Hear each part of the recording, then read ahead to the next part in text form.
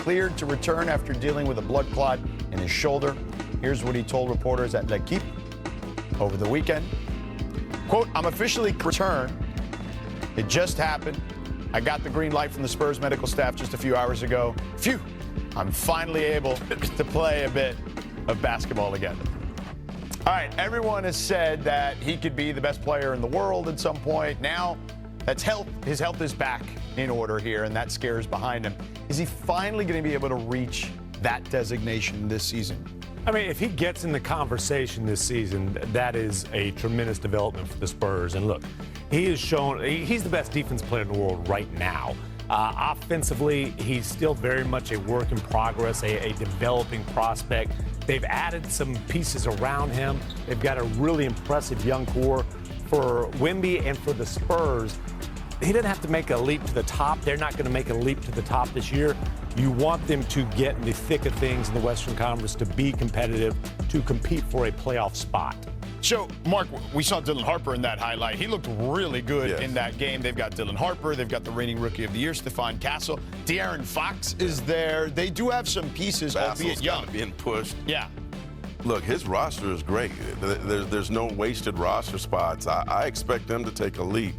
He has so much talent around him now that he doesn't have to put the entire franchise on his back. Yes, he is a star of this team, but, like, if Vassal's coming off the bench, Barnes coming off the bench, like, you got two rookies that I expect to make an immediate impact on this team.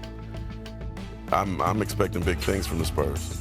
Yeah, and look, they always do a really good job of development, I would say, as well.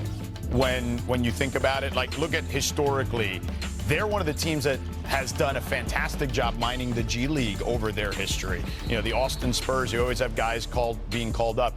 They got this guy, Jones Garcia, who I saw balling out at Summer League. That's a guy, even though the backcourt is crowded, could be someone you have there. All right, UD, what do you think?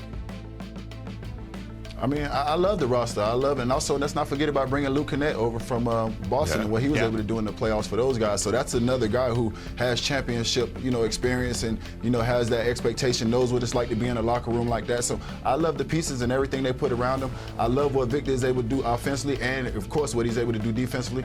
I would love for him to cut those threes down. I know he shoots around 8 or 9 threes. I'm a little old school. I want him to get in there and dominate a little bit more with his size. But, sky's the limit for Victor Wembanyama. I just think this team needs a couple more mango seasons. You're out there in the West, and everybody is continuously getting better. And, it's a lot of ground for those guys to make up from where they were last year, even though they added those pieces as the West continues to get better. Well, and I think there's such a great unknown to this roster. I think just because they traded for De'Aaron Fox in February, and we really saw a limited body of work with him and Victor Wembanyama here, and I think there is a newness, and the only way is to get better. When you're in the Western Conference, if you don't improve your roster, and I think San Antonio did that in the draft, settling with their 2 picks led by Dylan Harper and then Luke Cornett, and then they get Kelly Olynyk in a trade, they did get better, but is that good enough to get into that top 6 of the Western Conference? And I think there's the great unknown for that. Yeah, it's haven't so been in the difficult. playoffs since 19. Harper. Let's take a look at how it all went down. There you see the 2 young men. Let's flash back, though, to Cooper Flagg's first game against the Lakers. Now, that would have been the highlight of the weekend. It would have. But he had a rough shooting night, but did all the other things, I thought. He had his shots there, but didn't fall. Right. Yeah, he missed from all areas. But he hit a ton here against the Spurs. You see him there from 3. And now putting it on the floor, finishing with the left. Okay, a little getting down. On tough defense, too. But Dylan Harper, check this out on D. Got it from his daddy, boy. His daddy had them hops, too. Yep. That's head. Almost hitting the head on the rim. Now, the afro's pretty high, though, so maybe.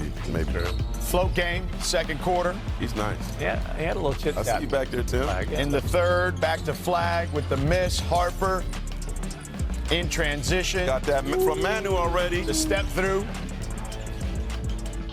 Final seconds of the third. Here's Cooper. Hey. Alley-oop. Some authority on that one. Fourth quarter, Flagg.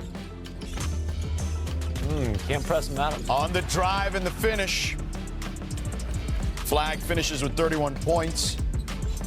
And here's one more for Cooper getting to the right spot. Got one to go down there.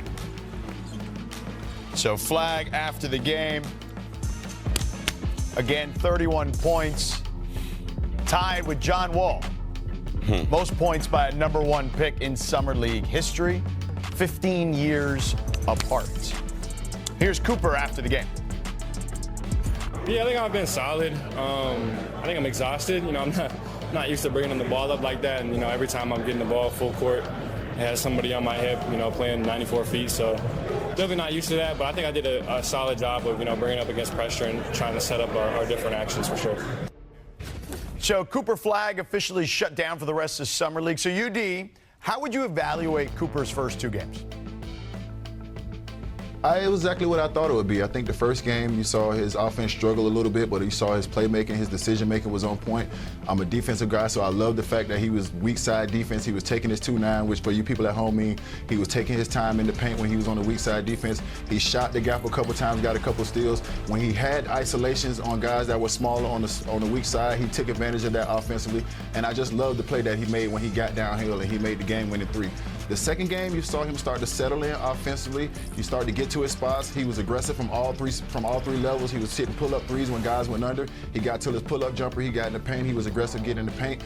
On the other things, the defense and those different things, he didn't quite feel the stat sheet, but that's what's expected with a young guy when he's trying to put it together. The first game, the offense is not going to be there and every other thing's there. Then the second game, the offense is there and the other things aren't there. He is going to put that together. I am very encouraged by what I've seen from Cooper Flag on both ends of the basketball court.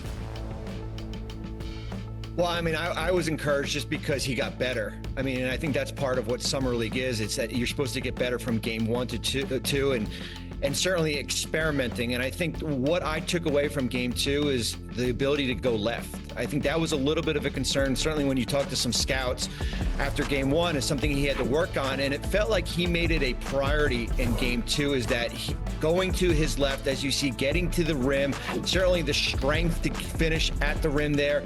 That's what I took from Cooper Flag here, and he's only going to get better. The beauty is that the other 4 players that he was on the roster with, those are probably not going to be the same players when we get going in mid-October. It's going to be Anthony Davis and P.J. Washington and Klay Thompson and Najee Marshall. And no offense to Ryan Nembhard, who's on a 2-way here, but the level of play will certainly get a lot better when we get to mid-October. I texted with Jason Kidd this morning just to get his thoughts on Cooper Flag.